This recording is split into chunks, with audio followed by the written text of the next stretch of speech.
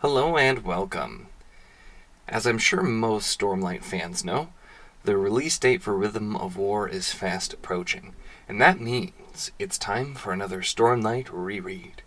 In this video, I'll be kicking off my series of Stormlight Reread videos by talking about our very first glimpse into the Stormlight Archive, that being the events of the Prelude in Way of Kings, and the events we witness of the final Desolation.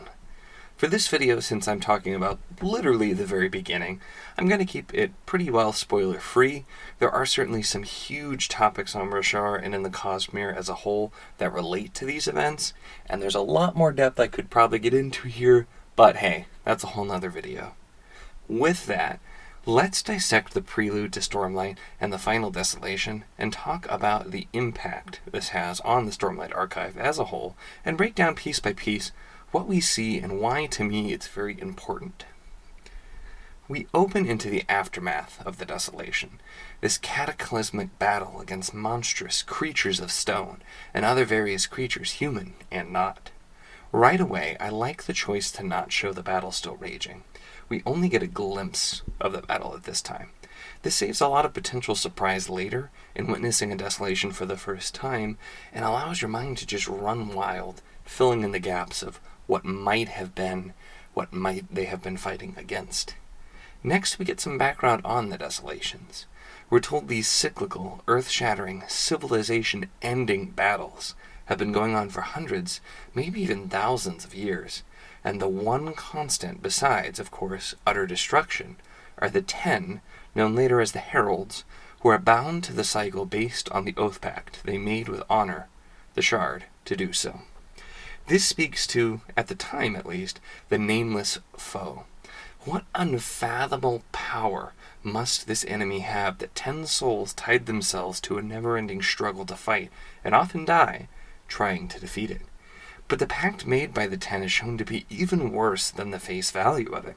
Between desolations, they are returned to a fiery place where they are endlessly tortured, their only release coming when it's once again time to face the terrible foe and fight again.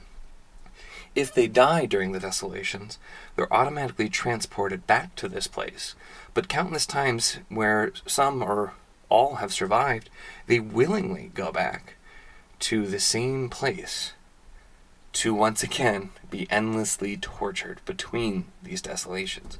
But the events we're reading, they've reached a breaking point.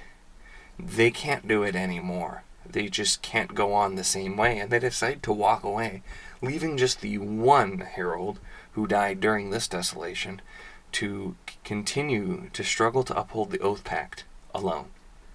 This shows us not only the bleakness of their eternal struggle, but that since they gave up on the oath pact and did not return to damnation, that means they remained, and may still remain, in the land of Roshar. That little tidbit gives us an interesting plot point we might see later on in books where some or all of these heralds may once again show up. The final key piece from the prelude I want to talk about is the conversation between Kalik and Jezrien, and the decision to leave behind the oath pact. They decide they will tell humanity that they won, that this was the final Desolation, that they are triumphant. Instead of that, the heralds themselves are giving up. This tells us that the entire foundation of what becomes the Vorin religion is based on a falsehood. With the start of the events of Way of Kings, we move 4,500 years into the future, and we see that religion has been practiced and lived by people for a very, very long time.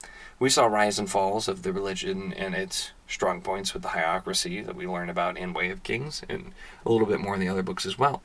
But it's still a very everyday part of lives for a very large part of the population that are in the kingdoms that follow the Vorin faith. And while many characters unquestionably believe it, we know its base premise, a lot of what it's based on, is false.